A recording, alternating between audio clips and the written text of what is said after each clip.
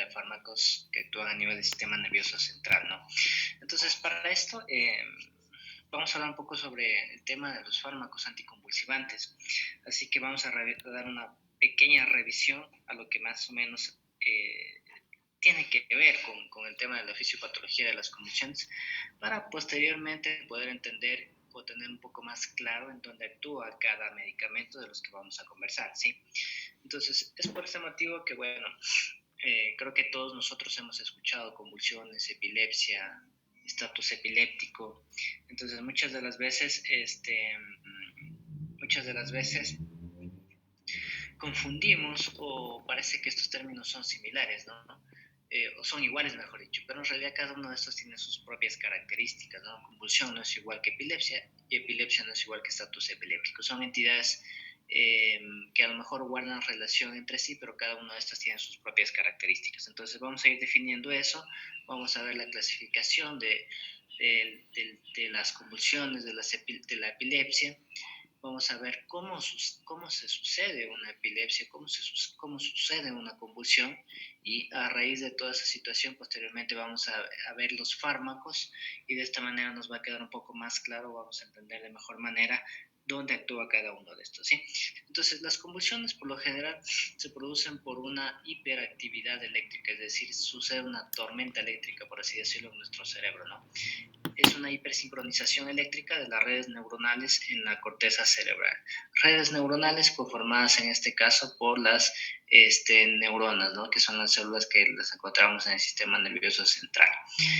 Es decir, que hay una hiperexcitación de las neuronas, y esta hiperexcitación se debe porque hay impulsos eléctricos abundantes, por así decirlo. Sucede algo similar, por extrapolar un ejemplo, sucede algo similar cuando se suscitan las taquiarritmias en el corazón, ¿no? Entonces nosotros conversábamos que había un impulso eléctrico, un foco ectópico que generaba todas estas taquiarritmias. De igual manera sucede algo similar, sucede en el tema de las convulsiones, en el tema de la epilepsia. Hay una hiperactividad eléctrica que se transmite a través de las neuronas, y esto a su vez va a dar como consecuencia la presencia de convulsiones o epilepsia. Ahora, eso en cuanto a las convulsiones. La epilepsia se define como 2 o más convulsiones no provocadas que ocurren con más de 24 horas de diferencia. Convulsiones no provocadas. Aquí hay una diferencia en la terminología, porque pueden haber convulsiones provocadas y convulsiones no provocadas. ¿Cuál es la diferencia de estas? Es que las convulsiones provocadas tienen una fuente o un origen orgánico, puede ser metabólico, puede ser tóxico, ¿sí? En otras palabras, quiero decir que esa convulsión tiene un porqué. Ejemplo, puede que mi paciente tenga intoxicación por X tóxico, y esta intoxicación conllevó a mi paciente a que tenga convulsiones. Puede que mi paciente tenga una alteración metabólica, por ejemplo, una hipoglicemia, ¿sí? Y esa hipoglicemia llevó a mi paciente a que tenga convulsiones. Puede que mi paciente tenga un trauma cráneoencefálico grave, y ese trauma llevó a que mi paciente tenga convulsiones. De igual manera, puede que mi paciente tenga un evento cerebrovascular isquémico o hemorrágico, y eso conlleva a que tengan convulsiones. Puede que mi paciente tenga un tumor, y ese es el responsable de las convulsiones. Es decir, las convulsiones provocadas tienen un origen que puede ser orgánico, metabólico, tóxico. Y las convulsiones no provocadas son convulsiones idiopáticas, es decir, que puede estar mi paciente debutando con estas convulsiones, y yo no tengo diagnóstico preciso, o no tengo la causa definida de por qué son esas convulsiones, ¿no? En otras palabras, tengo que investigar por qué razón convulsionó mi paciente, ¿no? Entonces son convulsiones no provocadas. Dentro de las convulsiones provocadas también hace énfasis al tema de las neuroinfecciones, ¿sí? Y también al tema de las convulsiones febriles, que por lo general se dan con bastante frecuencia en los niños, ¿no? Pero está causada por esa fiebre, ¿no? Entonces, nuevamente, convulsiones no provocadas son idiopáticas, es decir, no sé la causa. Y convulsiones provocadas sabemos la causa de la convulsión. Entonces, ese sería el concepto de epilepsia, cuando existen 2 o más convulsiones no provocadas que ocurren con más de 24 horas de diferencia, ¿no? Perfecto, entonces, bueno, esto es lo que nos pone acá el libro, nos habla sobre la clasificación, ¿no?, de las crisis epilépticas. Por lo general, está dada por la Liga Internacional para la Epilepsia. Como en todas las guías que salen o este tipo de circunstancias siempre son actualizadas, a lo mejor con diferencia de 2, 3 años, bueno, dependiendo, ¿no? Pero esta es lo que nos pone acá el libro, y esta es una revisión del año 1981, entonces una revisión, perdón, muy antiquísima, ¿no?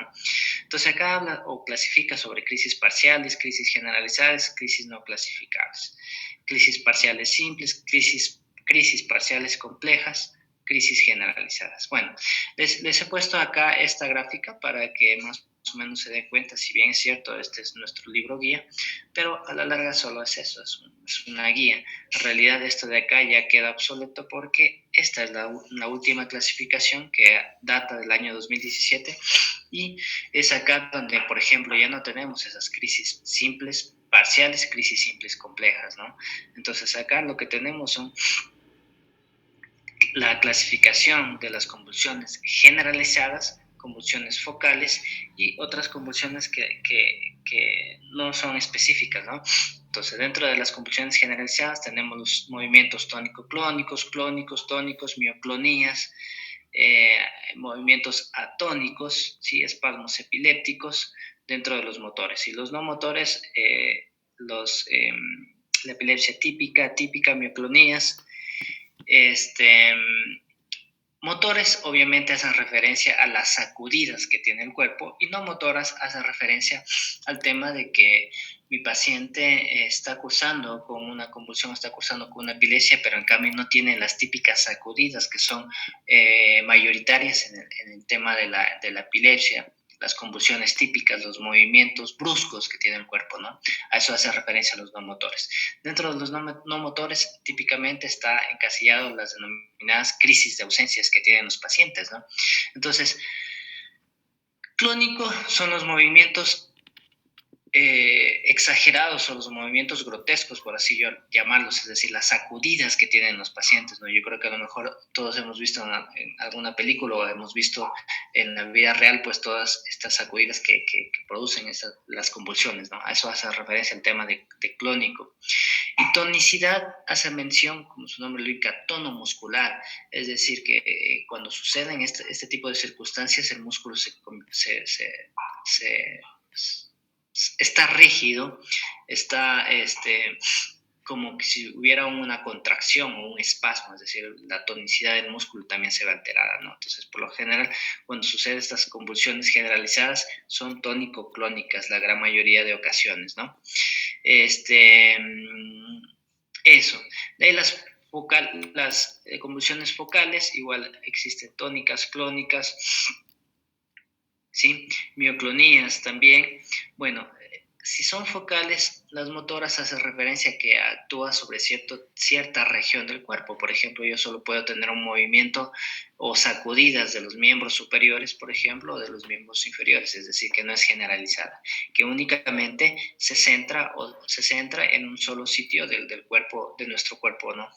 Y las no motoras, igual, pues tenemos acá el tema de sensoriales, que pueden ser automatismos, ¿sí?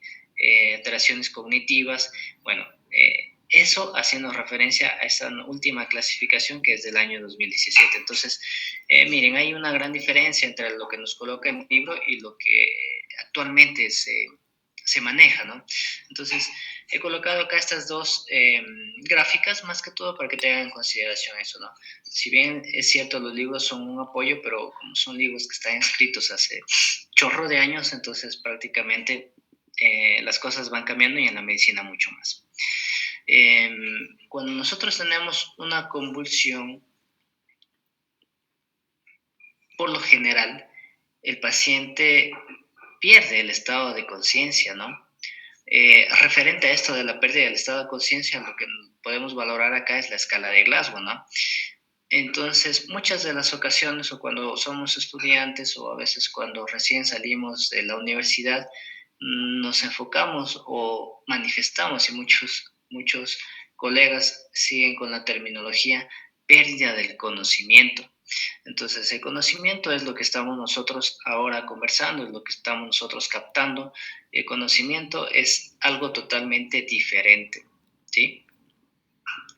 Entonces, está muy mal dicho. Si alguien por ahí ustedes escuchan pérdida del conocimiento, pues esa palabra está totalmente errada o esa frase está totalmente errada. Lo que se debe de considerar cuando yo tengo un paciente somnoliento con deterioro del Glasgow, pérdida del estado de conciencia, ¿sí? Porque eso es la conciencia. La conciencia es la capacidad que tiene el ser humano de relacionarse con el entorno y consigo mismo, ¿no? Esa es la conciencia. Entonces, si mi paciente está por A o B circunstancias está en coma, no es que tenga pérdida de conocimiento, lo que tiene es pérdida de conciencia. Conciencia y conocimiento, dos términos diferentes, así que mucho ojo con eso, chicos. Muy bien, entonces tenemos acá el tema de la sinapsis. La sinapsis en realidad es el paso del impulso eléctrico de una neurona a otra, ¿no? Entonces tenemos acá, existen elementos para que se pueda producir toda esta sinapsis. Tenemos la neurona presináptica, la neurona postsináptica, el espacio sináptico, ¿no? Entonces, sencillamente la sinapsis se puede definir como el paso del impulso eléctrico o potencial de acción, muchas de las veces lo van a encontrar así en la literatura, de una neurona a otra, ¿sí? Ese es el tema de la sinapsis, ¿sí? Muchas de las veces esta sinapsis puede verse alterada y esto puede provocar una disminución del impulso eléctrico o puede estar alterada, hiperexcitada, por así decirlo, y va a generar mayor paso de impulsos eléctricos, ¿no?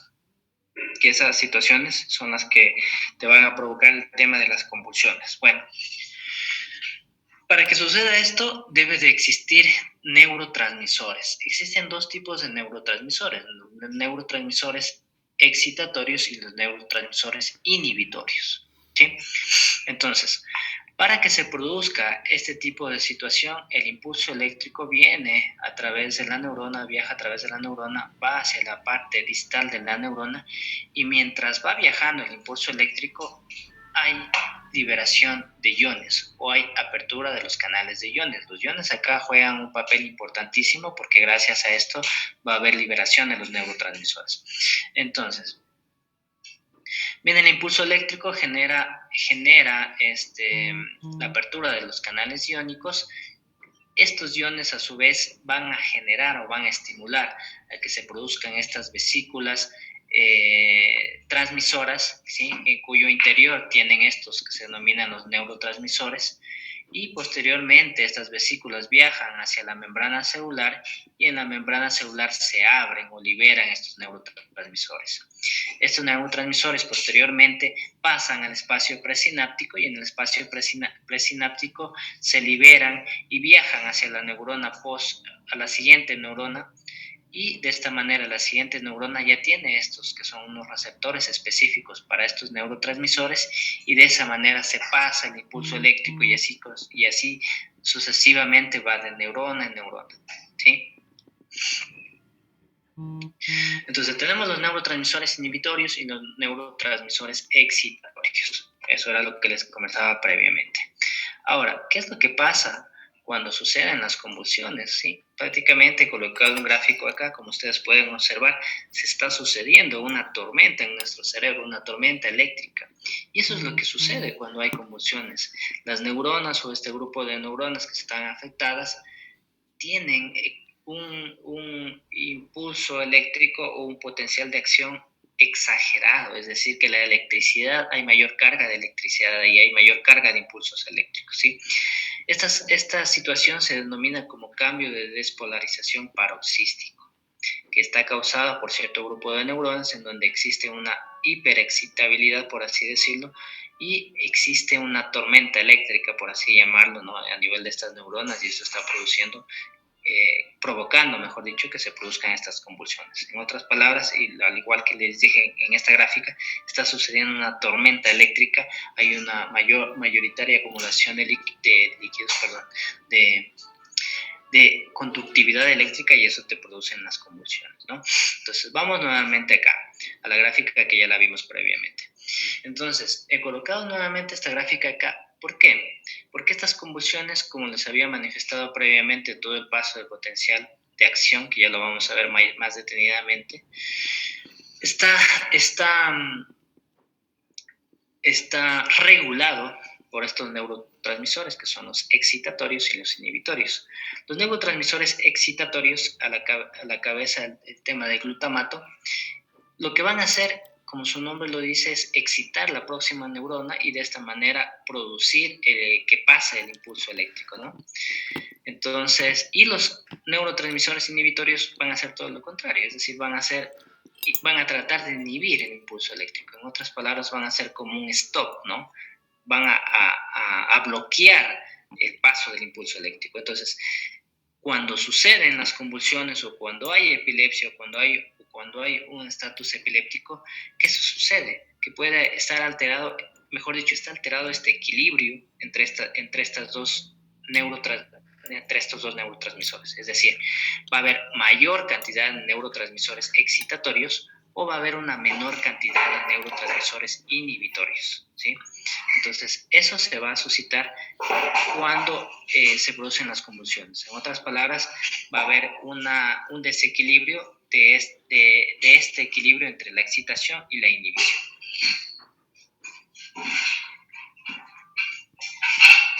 Eso, chicos. Discúlpenme un momento.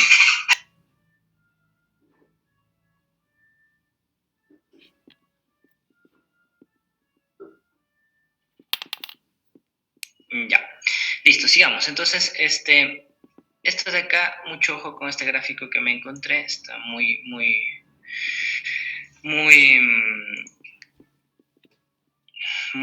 didáctico, lo vamos a explicar y prácticamente esta es toda la fisiopatología en cuanto al tema de la transmisión del impulso eléctrico, ¿ya? Y a través de esto, que quiero que entiendan de manera perfecta, van a entender de mejor manera el mecanismo de acción de los anticonvulsivantes. Perfecto, habíamos dicho previamente que el impulso eléctrico o el potencial de acción viene hacia la neurona, a la parte distal de la neurona presináptica. Nuevamente tenemos, para que se produzca la sinapsis, tres elementos: neurona presináptica, neurona postsináptica y que sería el espacio sináptico, ¿no? Entonces viene el impulso eléctrico por acá, o también denominado potencial de acción, y mientras va pasando hacia la neurona, como les decía, los iones son muy importantes acá porque va a haber apertura de los canales iónicos. Entonces, mientras pasa el potencial de acción a través de la neurona, se abren unos canales acá y van a dar apertura, se abren unos canales que son los canales de sodio y los canales de potasio, van a dar apertura a que exista entrada de sodio hacia el interior de la célula, valga la redundancia, y en este caso va a haber liberación de potasio hacia la parte externa, ¿sí? Vamos primero con la entrada. Una vez que entró este sodio, la célula, en este caso la neurona, se carga de sodio y va a dar como consecuencia que exista la liberación de estas de acá, que se denominan vesículas sinápticas. Conjuntamente con el sodio también va a haber apertura de los canales de calcio, es decir, que va a ingresar calcio al interior de la célula. Tenemos sodio y calcio. Conjuntamente estos dos iones, tanto el sodio y el calcio, estimulan que se produzcan estas vesículas, son vesículas sinápticas, en cuyo interior estas vesículas sinápticas están cargadas de los neurotransmisores. En este caso vamos a hablar de los neurotransmisores excitatorios. Estas vesículas viajan hacia la membrana celular y acá se abren las vesículas y liberan el neurotransmisor. En este caso, el neurotransmisor excitatorio es el glutamato, ¿sí?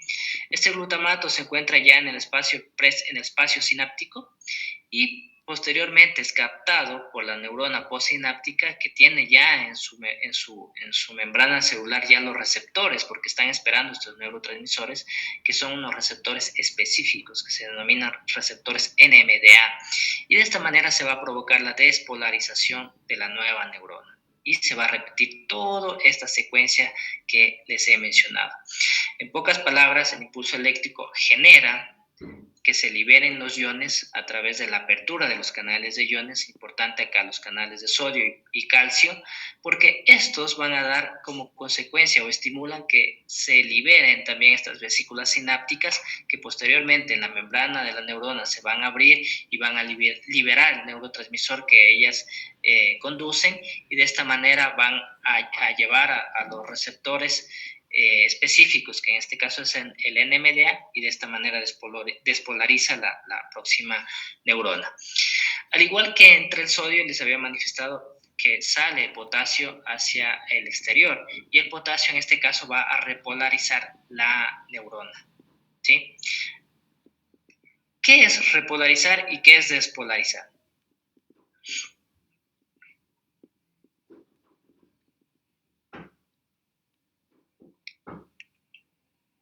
Vamos, chicos, ¿qué es repolarizar? ¿Sí? Ya, bueno, repolarizar no era como recuperar una carga iónica natural, tipo cuando las neuronas, el impulso eléctrico se genera, por ejemplo, a ver cómo explicarlo, como que las células recuperan la carga negativa, ¿podría ser? Ya, recupera su carga, recupera su estabilidad. Estabilidad, ¿Ya? ajá. Ajá. Ya. ¿Y despolarizar? Y la despolarización es básicamente lo opuesto, ¿no? Es como que a las neuronas... ¿Me puedo ayudar a mi compañera? Ya, a ver, vamos, ok, Ana María, muy bien. Está bien, trato de entenderte y tienes la idea, está correcto. A ver, dale, Edison. Bueno, el proceso de repolarización, como ya nos había dado un concepto de introducción, compañera, si bien es cierto, el concepto de despolarización y repolarización están basados principalmente en el impulso nervioso. A partir de la despolarización, principalmente pues se abren en este caso los canales reguladores por voltaje de sodio. Esto genera una entrada rápida de ellos y pues bueno, esto es lo que se conoce básicamente como despolarización, ese proceso de paso que habilita un voltaje. Además de esto, pues la atracción genera que la carga negativa al interior de la neurona sea mucho más conjugable entre sí, entre el sodio y los demás elementos. En cuanto a la repolarización, pues bueno, igual, la repolarización es básicamente un estado original de la membrana. Por lo general, en este caso, pues como ya habíamos visto, la TPasa del sodio y el potasio, que son los principales elementos que están constituyendo parte de la membrana, van a seguir actuando, pero aquí van a generar diferencias de concentraciones en cuanto al reposo, pues para poder en cambio volver a ese estado natural de la membrana. Ya, de acuerdo, si estás bien, Edison. Muy bien, ¿Yoli, querías acotar algo? Sí, bueno, lo que era con respecto a lo de la despolarización, que más bien era como que el cambio de potencial de reposo de una membrana, y esto iba a ser debido, por ejemplo, a una entrada de una corriente eléctrica, ya sea por la entrada de sodio, y ya pues se hace positiva. Entonces, cuando este cambio es muy grande, se va a alcanzar lo que es un potencial el umbral, y ese genera el potencial de acción. Ya, perfecto. Bien, chicos, o sea, eso es todo. En pocas palabras, denme un segundo. Ya. En pocas palabras, la despolarización quiere decir que la membrana de la célula todavía va a estar permeable, ¿sí? Es decir, que la apertura de los canales va a seguir ahí, ¿sí? Va a haber bastantes receptores. En pocas palabras, la membrana celular está apta para captar todo lo que es en este caso el impulso eléctrico, y de esta manera se va a seguir perpetuando este paso del impulso eléctrico, del potencial de acción de una neurona a otra.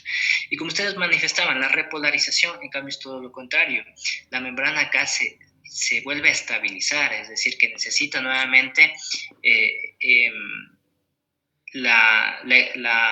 ¿cómo sería una palabra apropiada? Necesita nuevamente, se vuelve a estabilizar la membrana y necesita nuevamente que sea excitada, por así decirlo, la célula para que nuevamente se vuelva a producir la apertura de los canales, de los iones, y de esta manera se pueda proceder a que pase el potencial eléctrico, ¿no?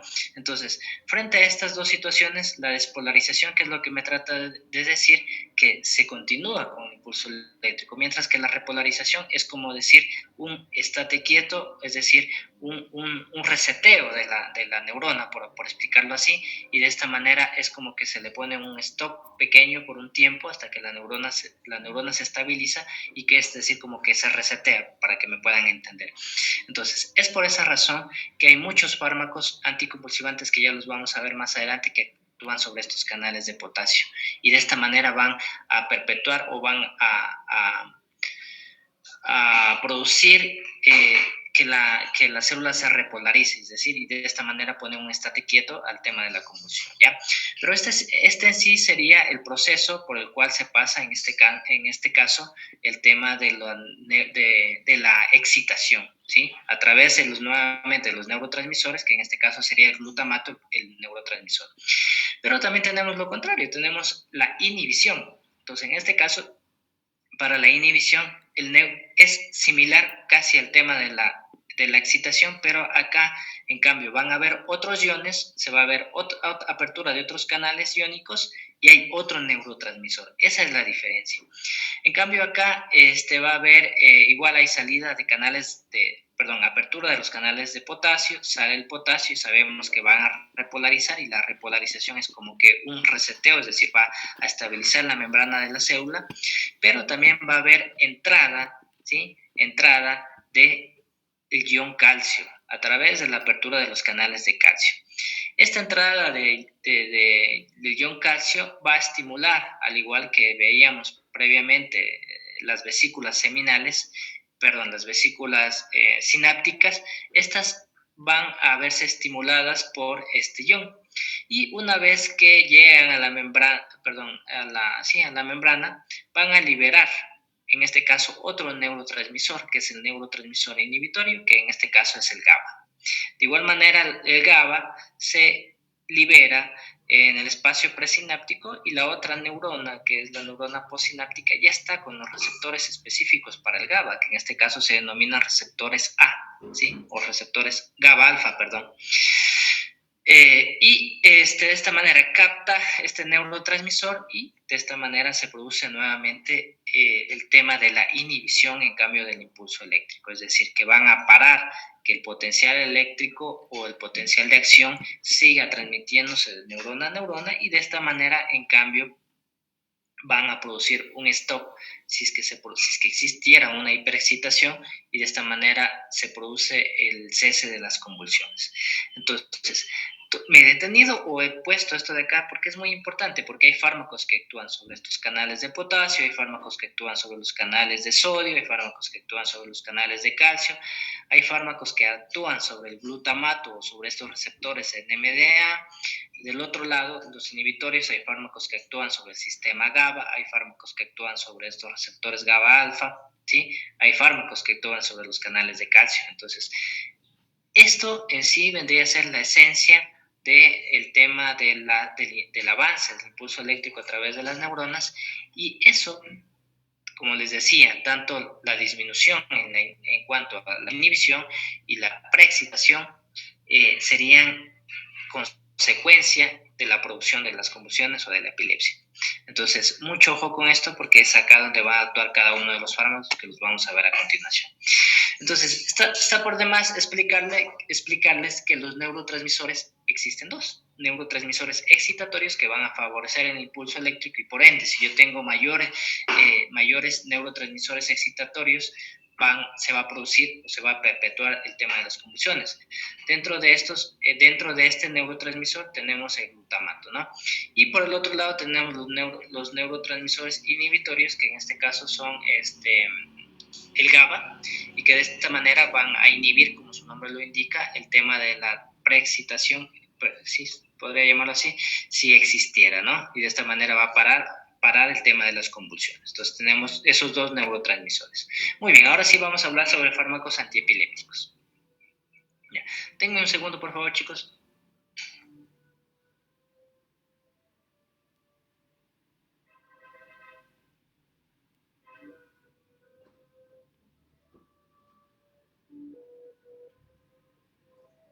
Ya, perfecto.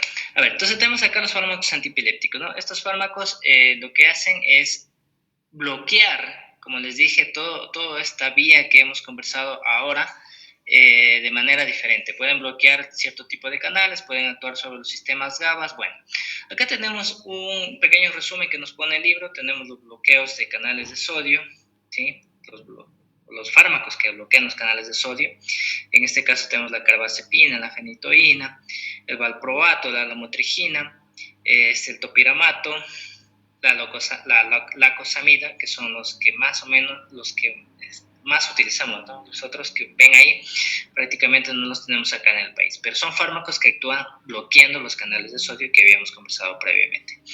Hay fármacos que potencializan el sistema GABA, es decir, el tema del neurotransmisor inhibitorio. Dentro de estos tenemos las benzodiazepinas, el fenobarbital, la gabapentina, el topiramato, el valproato, ¿sí? Que son medicamentos que actúan sobre este neurotransmisor. Si pueden ustedes observar, topiramato bloquea tanto los canales de sodio como también potencializan el sistema GABA, ¿no? Al igual que, si no me equivoco, bueno, entonces hay muchos de estos fármacos que actúan sobre diferentes receptores, pero obviamente van a tener un receptor específico y la otra acción sobre los otros receptores va a ser más débil, ¿ya? Entonces tenemos también los medicamentos que bloquean los canales de calcio, especialmente los tipo T, que son los que tenemos ahí, que aquí en el país no los hay. Hay fármacos que bloquean los canales de calcio, ¿sí? Como la gabapentina, la lamotrigina, el topiramato. Otros que atenúan o inhiben el tema de los neurotransmisores excitatorios, es decir, actúan sobre el glutamato, en este caso son el topiramato, el perampanel, me parece que también hay acá, y otros que inhiben la anhidrasa carbónica, nuevamente como el topiramato, otros que potencian, ¿sí?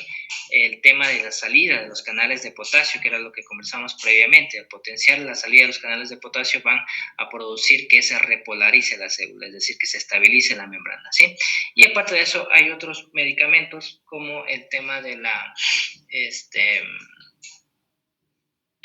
se me fue el nombre, bueno, ya lo vamos a ver más adelante, pero que actúan de manera diferente a todos estos, o tienen un mecanismo de acción diferente a los que habíamos nombrado previamente.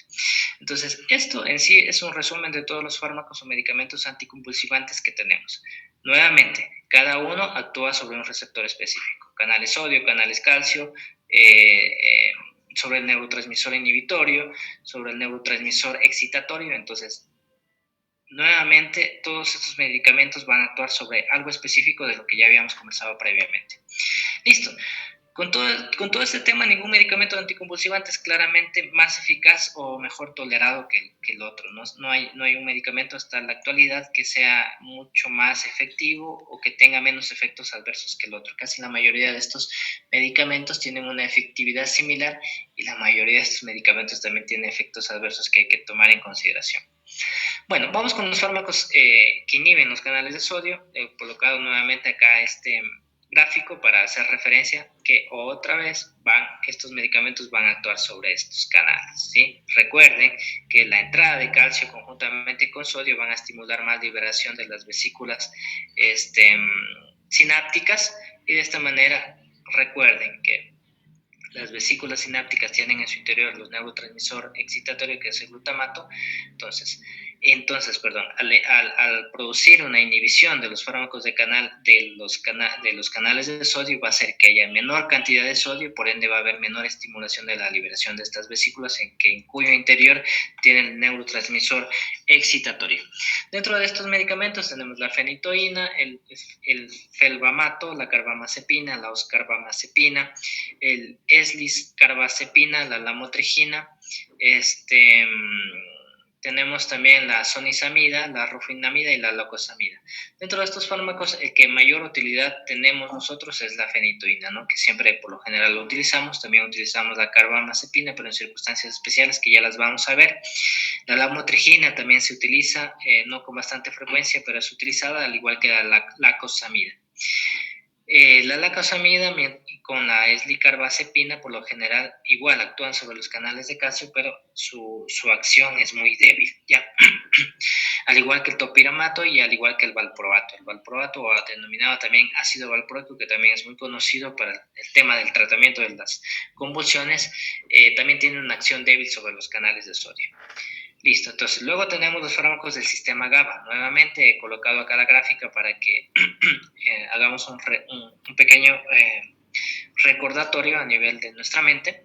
Los receptores GABA nuevamente son GABA es el neurotransmisor inhibitorio. Entonces, ¿qué van a hacer estos medicamentos? Van a actuar sobre estos, que son los receptores GABA alfa. Van a estimular a estos receptores para que haya mayor cantidad de estos receptores y de esta manera haya mayor captación del neurotransmisor GABA, que es el neurotransmisor inhibitorio, y como les había manifestado previamente, al tener mayor cantidad de este neurotransmisor que es inhibitorio, pues prácticamente va a detener el impulso eléctrico o el potencial de acción, y de esta manera no se va a provocar el tema de las convulsiones.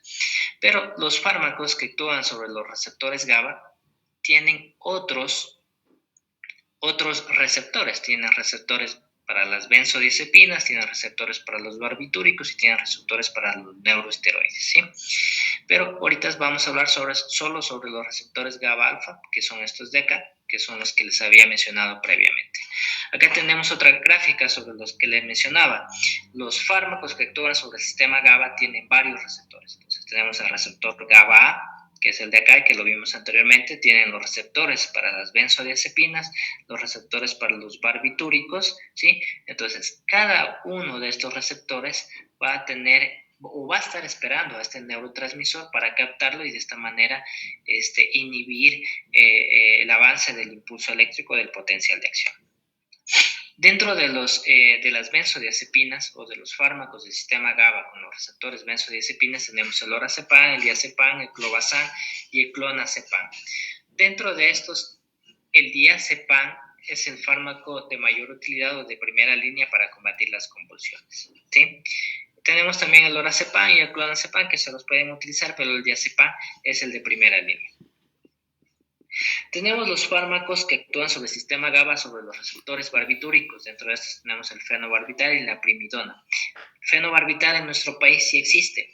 Entonces, muchas de las veces, cuando ya fallan los fármacos para combatir las convulsiones o epilepsias de primera línea, segunda línea, se utilizan estos medicamentos con la finalidad, especialmente el fenobarbital, con la finalidad de inducir un coma, que se denomina coma barbitúrico, ¿sí? Con la finalidad de que, bueno, si yo, igual que los medicamentos sedantes, como son también las benzodiazepinas, a la cabeza el midazolam, al inducir el coma, porque mi paciente sigue convulsivando y está en un estatus epiléptico que puede ser refractario o hiperrefractario, dependiendo de las horas que esté convulsionando mi paciente, ¿no? Al inducir el coma, yo lo que estoy tratando de hacer es poner ese cerebro en stop, ponerlo a dormir y de esta manera evitar que se siga produciendo las convulsiones. Recuerden que mientras más convulsiones tenga el paciente, más neuronas se mueren en nuestro cerebro y de esta manera hay mayor carga o mayor consumo metabólico por parte del mismo. Al dormir o al inducir al coma a mi paciente, prácticamente estoy disminuyendo la carga metabólica de mi cerebro y estoy poniendo a descansar el cerebro. Ayer justamente con el grupo de práctica conversábamos sobre estatus epiléptico, sobre epilepsia,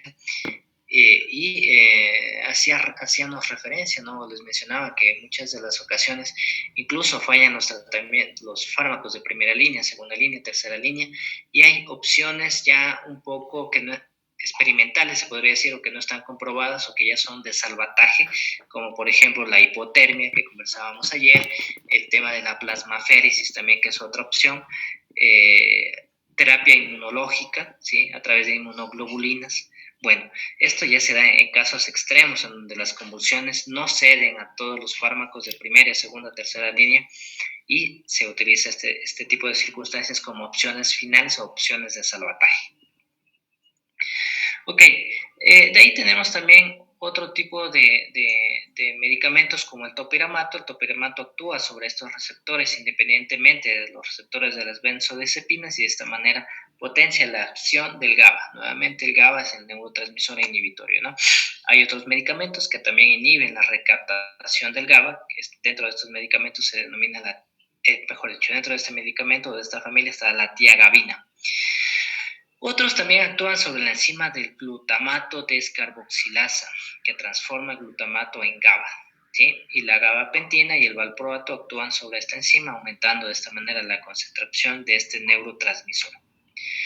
Tenemos nuevamente también los fármacos que actúan sobre los canales de calcio. Entonces, estos fármacos lo que van a hacer es que van a bloquear justamente estos canales y de esta manera, al igual que el sodio que explicaba previamente, no va a haber mayor entrada de canales calcio, por ende no hay calcio, no hay el ion que estimula la liberación de estas vesículas sinápticas para que se libere el neurotransmisor, que en este caso sería el glutamato.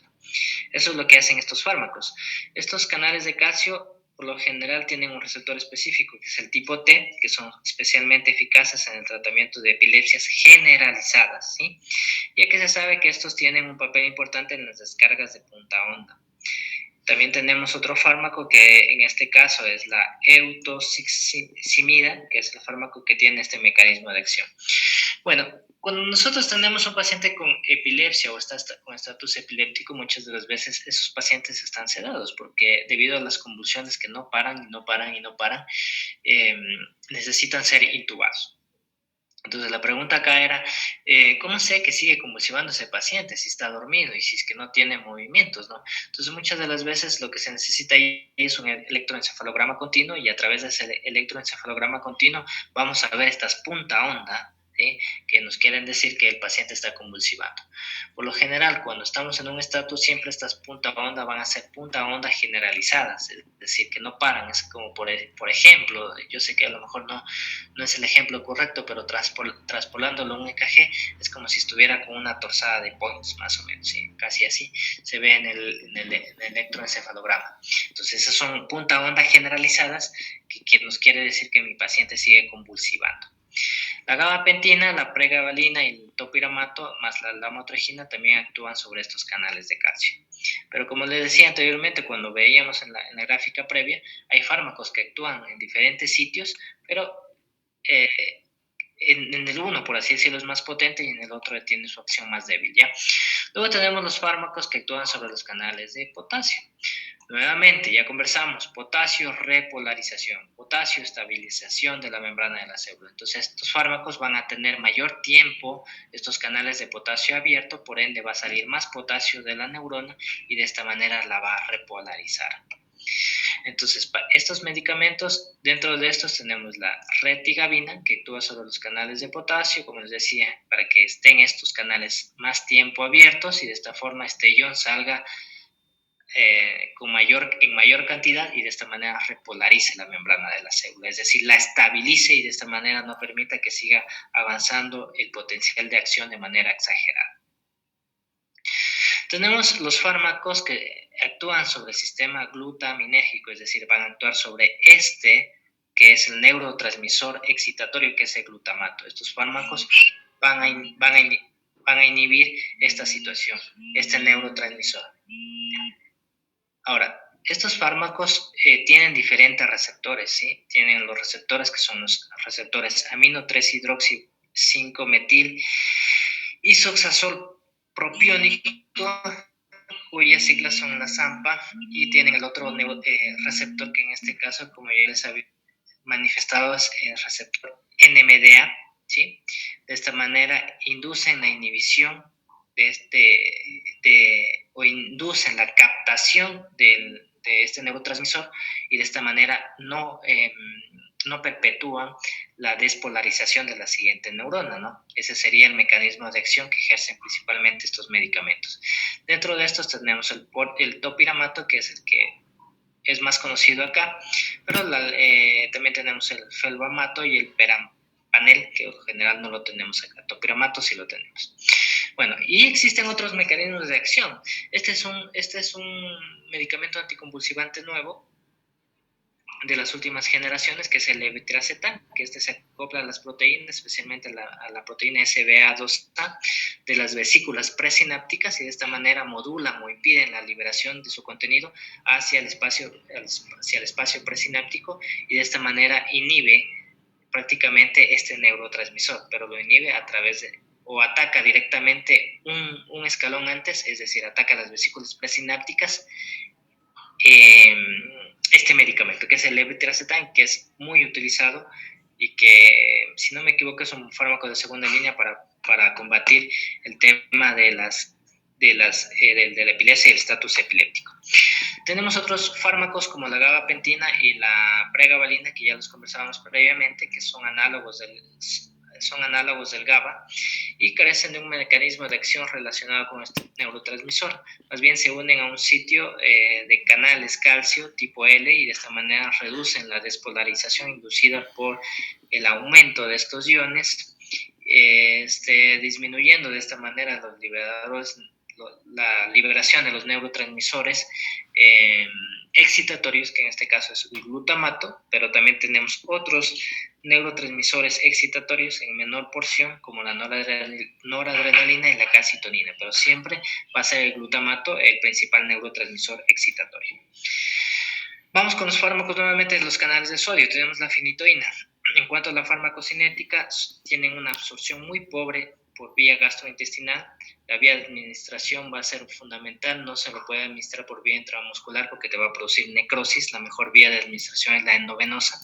Tiene una biodisponibilidad del 95%, alcanza sus niveles máximos en el lapso de 4 a 12 horas. Son netamente eliminados a través del hígado, ¿sí? A través del citocromo P450, y de esta manera, por eso es que estos medicamentos van a tener muchas interacciones, y por eso la mayoría de estos medicamentos, que ya los vamos a ir viendo uno por uno, van a tener pueden tener alteraciones hepáticas, elevación de transaminasas, pueden llevar inclusive a una hepatitis fulminante. Bueno, pero es por esto de acá, porque tienen metabolización hepática y explícitamente sobre el citocromo P450. La semivida de este medicamento es de 22 horas. Fármacos como los antiácidos, el calcio, la nutrición enteral reducen su absorción. Circunstancias que el paciente coma, ¿sí? También reduce su absorción. Durante el embarazo también va a estar reducida su absorción. Los niveles, en este caso, tanto de reducción o de elevación, van a estar envueltos en la relación si se administra con carbamazepina o fenobarbital. Estos medicamentos van a alterar los niveles de fenitoína. Disminuye la concentración con varios medicamentos, especialmente los que van a metabolizarse, al igual que la fenitoína, en el citocromo P450. Entonces acá disminuye la concentración de este fármaco, porque estos fármacos compiten por el mismo, se metabolizan por la misma enzima, entonces compiten con esta y disminuye la concentración del mismo. Efectos adversos. La fenitoína te va a provocar hipotensión, arritmias cardíacas, depresión del sistema nervioso central, alteraciones gastrointestinales, náusea, vómito, visión borrosa, diplopia y confusión. Otro efecto adverso muy frecuente de estos medicamentos, que se repite casi en la mayoría, es el tema de la sedación. Muchos de estos fármacos te van a causar somnolencia. Pueden también existir reacciones cutáneas, especialmente exantemas, y no sé si en pocas oportunidades puede producir efectos o alteraciones cutáneas muy graves, como el tema del Steven Johnson, y como la necrólisis epidérmica tóxica, ¿no? Que por lo general son frecuentes con la utilización de estos fármacos anticonvulsivantes y con antibióticos. Sí, puede producir polineuropatías. Son medicamentos que disminuyen la producción de los factores de coagulación K-dependientes, y, como les decía anteriormente, son medicamentos que se metabolizan a nivel del hígado. Por ende, si es que hay una sobredosis o no hay un control adecuado, va a producir falla hepática, así que mucho ojo con esos. Al ser medicamentos que actúan sobre los factores de coagulación K-dependientes, no se utiliza o van a interaccionar con estos medicamentos, que son los anticoagulantes K-dependientes, que ya los vimos previamente, la cabeza de la warfarina. Estos medicamentos también interactúan con los anticonceptivos orales y con cierto tipo de medicamentos antifímicos también, así que mucho ojo con estas interacciones.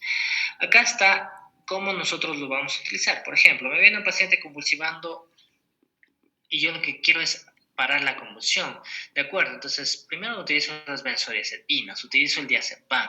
Ya le doy diazepam, pero tengo que cargarlo con algún anticonvulsivante. Entonces, el de primera elección es la fenitoína o el ácido valproico. A mí me gusta más la fenitoína. La fenitoína, la dosis de carga en estos pacientes es de 20 miligramos por kilo de peso. Es decir, por ejemplo, si yo tengo un paciente con 70 kilos, yo le voy a administrar 1400 miligramos. ¿Sí? La fenitoína viene en un líquido parenteral o en viales, como ustedes, o ampollas, como quieran denominarlo, de 250 miligramos cada una. Entonces, si yo hice mi cálculo, yo sé que la fenitoína tengo que impregnar o dosis de carga de 20 miligramos por kilo de peso en un paciente de 70 kilos, yo 20 por 70 o 20 en este caso me da 1400 miligramos. Y sé que cada ampolla de fenitoína tiene 250 miligramos, tengo que pasarle prácticamente 5 ampollas, ¿sí? Para redondear esos 1500, por así decirlo, ¿sí? Tengo que pasar estas 5 ampollas, puedo pasarlas diluidas en una solución de 100 ml de solución salina y puedo pasar en un lapso de 15 a 20 minutos. Luego de la dosis de carga, yo tengo que administrarle 6 miligramos por kilo de peso al día a este paciente de fenitoína, ¿sí? Entonces, nuevamente, puedo tranquilamente darle, en este caso, ampollas, ¿sí? Porque las ampollas en este caso vienen de 250 miligramos, entonces tranquilamente puedo utilizar, si yo digo que tengo que darle 6 miligramos por kilo de peso al día, en este mismo paciente me va a dar 420, si no me equivoco, miligramos que tengo que administrar en el día. Entonces, tranquilamente puedo dividir estas dosis, puedo darle 125 miligramos cada 8 horas, 250 miligramos cada 12 horas, bueno, ya dependiendo, pero eso sería en este caso, ¿ya? Entonces, nuevamente, la fenitoína, ojo, tengo que dar dosis de carga de 20 miligramos por kilo de peso. Luego tenemos la carbamazepina. La carbamazepina tiene una pobre absorción gastrointestinal. Los niveles máximos de este medicamento fluctúan entre la cuarta y la octava hora de haber sido administrado. Tiene una semivida de 10 a 20 horas. Estos medicamentos, como la carbamazepina, inducen su propio metabolismo, es decir, que se metabolizan más rápido. Por ende, después de las primeras horas de ser administrado, se recomienda aumentar la dosis de este medicamento, ¿sí? Debido a que estos mismos medicamentos inducen su propio metabolismo y por ende van a ser eliminados más rápido y va a disminuir la concentración de fármaco en el interior del cuerpo. Por eso es que después de las primeras horas, después de los primeros días de ser administrado, sí, después de los primeros días a 72 horas de ser administrado, hay que aumentar la dosis de este medicamento, ¿ya? Se metaboliza a nivel del hígado, casi en su gran mayoría, y pocos metabolitos activos son eliminados a través de la orina, apenas en un 1%. La mayoría de este medicamento tiene metabolización hepática, ¿sí? Al igual que los otros fármacos, como tienen metabolismo hepático, ¿sí? Se metabolizan a través de la enzima CP450 o el citocromo P450, y a su vez va a aumentar el aclaramiento de este fármaco, y era lo que conversábamos anteriormente. Aumenta su aclaramiento, es decir, se metaboliza más rápido, y de esta manera disminuye la concentración de fármaco en sangre. Por ende, hay que aumentar la dosis de este medicamento. Existen también fármacos que aumentan los niveles de la concentración de carbamazepina en el cuerpo y inhibe su metabolismo, como lo que hablaba anteriormente. Dentro de estos fármacos que aumentan los niveles de carbamazepina está el valproato. Al inicio va a tener mayor efectos adversos, por lo que se recomienda utilizarlo en dosis bajas. Cuando tiene un tratamiento ya prolongado, puede, y dependiendo de la dosis también, podemos encontrar cierto tipo de efectos adversos, como la asterixis y las distonías. ¿Qué es asterixis? ¿Alguien ha escuchado ese término?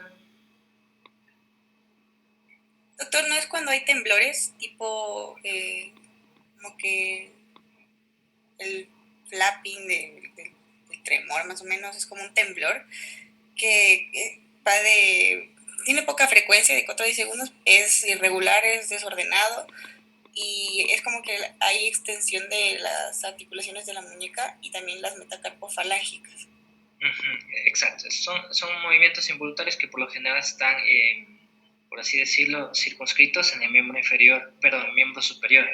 Muchas de las veces la literatura te lo describe como un aleteo de las aves, más o menos así son esos tipos de movimientos. Y las distonías,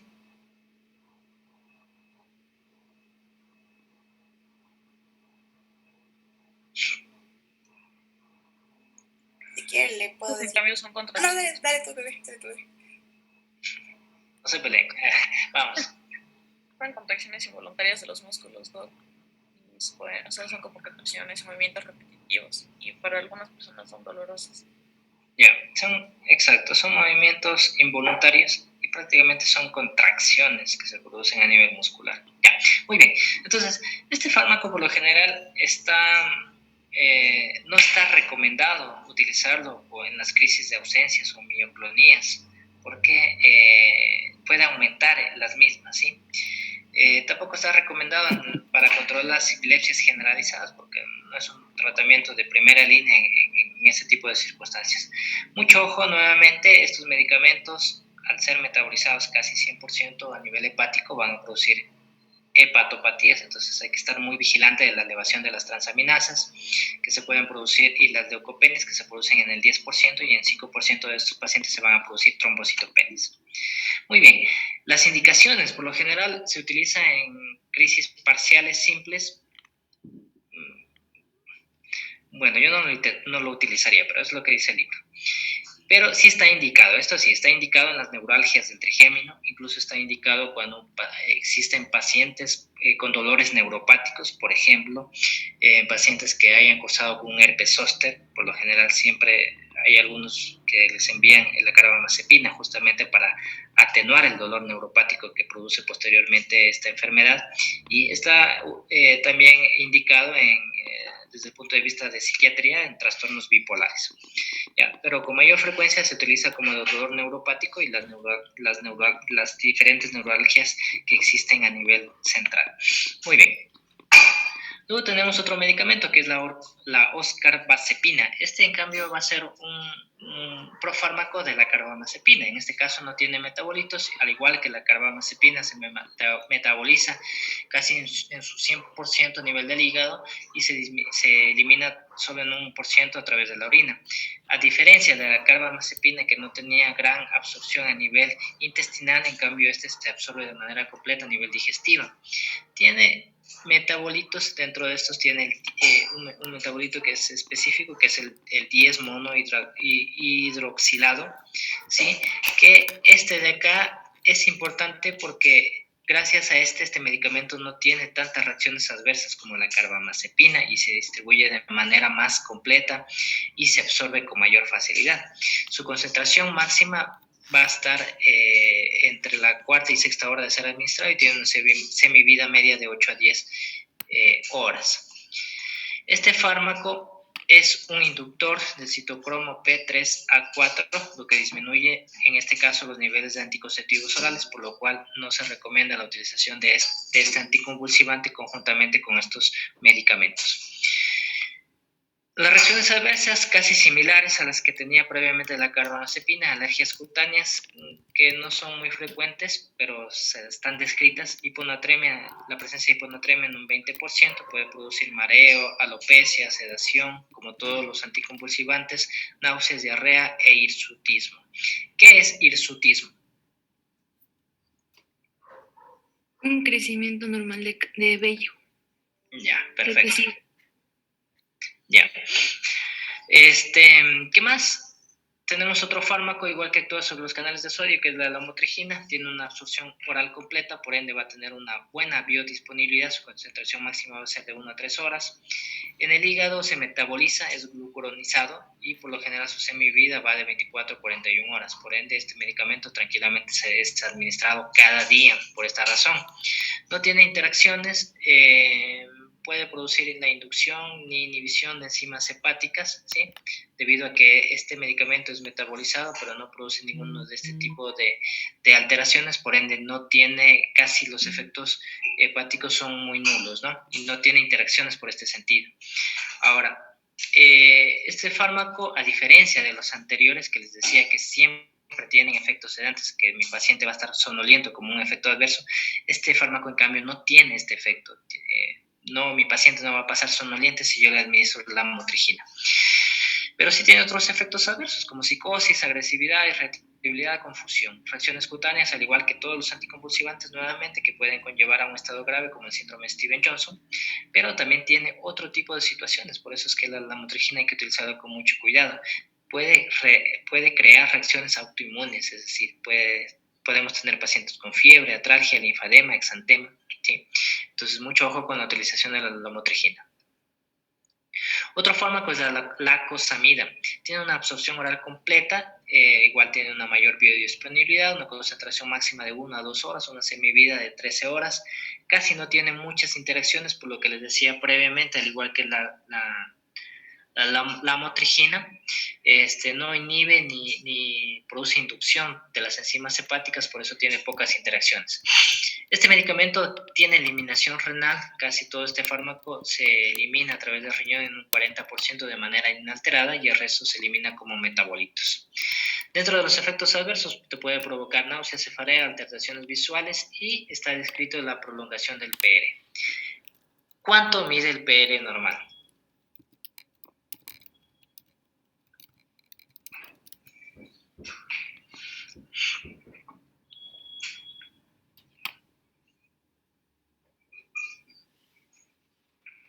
Un 0,20, Doc. 0,20, ok. El PR normal mide de 0,12 a 0,20, o es lo mismo decir 120 milisegundos o 200 milisegundos, como ustedes deseen, 0,12 segundos, 0,20 segundos. Cuando yo tengo más de 0,20 segundos, estoy frente a un bloqueo. Tengo que saber o tengo que investigar qué tipo de bloqueo. Hay muchos tipos de bloqueos. Y cuando yo estoy con un PR acortado, es decir, que mide menos de 0,12 segundos, estoy frente a un síndrome de preexcitación, ¿sí? Que puede ser un Wolff Parkinson-White o un Logano-Levy. Entonces, eso más o menos para que tengan referencia. Ok, prolongación del PR. Luego tenemos los fármacos que actúan sobre el sistema GABA. En este caso tenemos el fenobarbital, que ya les decía que es un barbitúrico. Este medicamento se va a absorber de manera intestinal completa y por ende va a tener una buena biodisponibilidad. Alcanza su concentración máxima en el lapso de 1 a 3 horas de ser administrado. Tiene una semivida de 70 a 120 horas.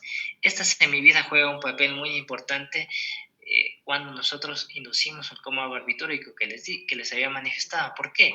Porque tiene una semivida muy amplia. Imagínense, casi 120 horas de semivida.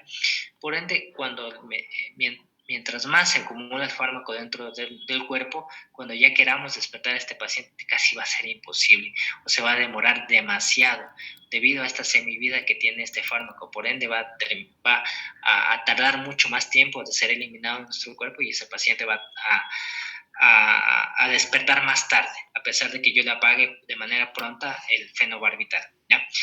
Las interacciones, igual que los demás medicamentos, interactúan o se metaboliza este fármaco con la enzima del citocromo P450, por ende va a interactuar con todos los fármacos que anteriormente se ha mencionado, con los anticoagulantes dependientes de la vitamina K, anticonceptivos orales, es decir, todos los que van a metabolizarse en esa enzima. La eliminación es renal. Este medicamento se elimina de manera pura, por así decirlo, y el resto por enzimas hepáticas, ¿no? Especialmente el citocromo P450.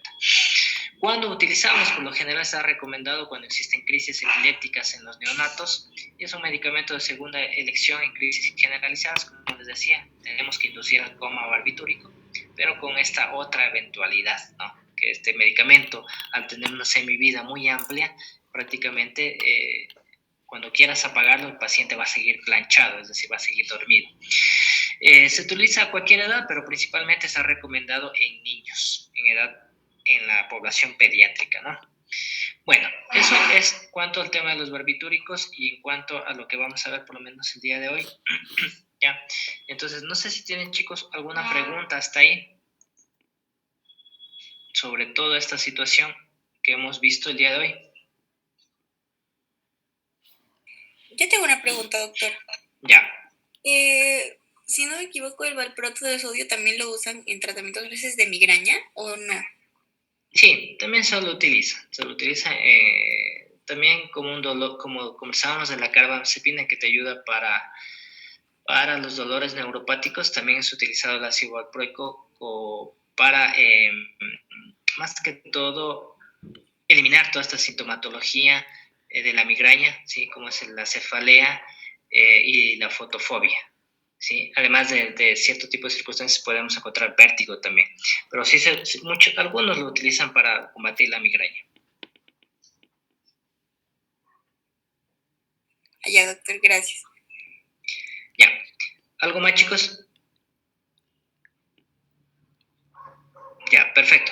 Entonces, bueno, me queda pendiente el día de mañana, voy a tratar de concluir con todos estos temas de los fármacos del sistema nervioso central. Me quedan pendientes algunos anticonvulsivantes, como ven es muy largo.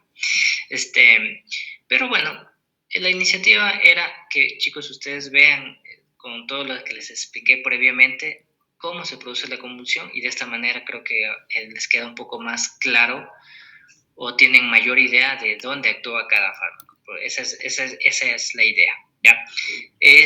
La próxima semana, chicos, el grupo 7, que es el grupo que está faltante en realizar su exposición, se va a encargar de la exposición de los fármacos del sistema nervioso periférico, que es el tema siguiente. Y si no me equivoco, estamos en la semana 8, la próxima semana en la semana 9, y quedaría un tema que estaba revisando, que son los medicamentos neoplásicos, ¿no? Ese tema yo creo que lo vamos a quedar debiendo. Si bien es cierto, lamentablemente por el tema del tiempo no nos da, pero no me parece muy relevante, más que todo porque prácticamente esos son medicamentos de carácter oncológico. Muy honestamente, ni yo nunca los he manejado y ni los manejaré, ¿no? Porque en este caso, zapatero es su zapato y bueno, los oncólogos tienen que ver esa situación. Así que si avanzamos en buena hora, y si no avanzamos, por lo menos comprometernos hasta ver fármacos del sistema nervioso periférico. Eso sí. Igual, de todas maneras, si no avanzamos con el tema de los fármacos neoplásicos, eso tampoco se los tomará en cuenta para la prueba, y únicamente se tomará en cuenta hasta los fármacos del sistema nervioso periférico que vamos a ver la próxima semana. Ya, eso, chicos. Una pregunta aquí, con los chicos de práctica del lab. Por favor, veamos la clase, son 9:30. A las 10, por favor, para que se conecten. Ya les envío el enlace, ¿ya? Ya, doctor. Muchas gracias. Listo, chicos, entonces...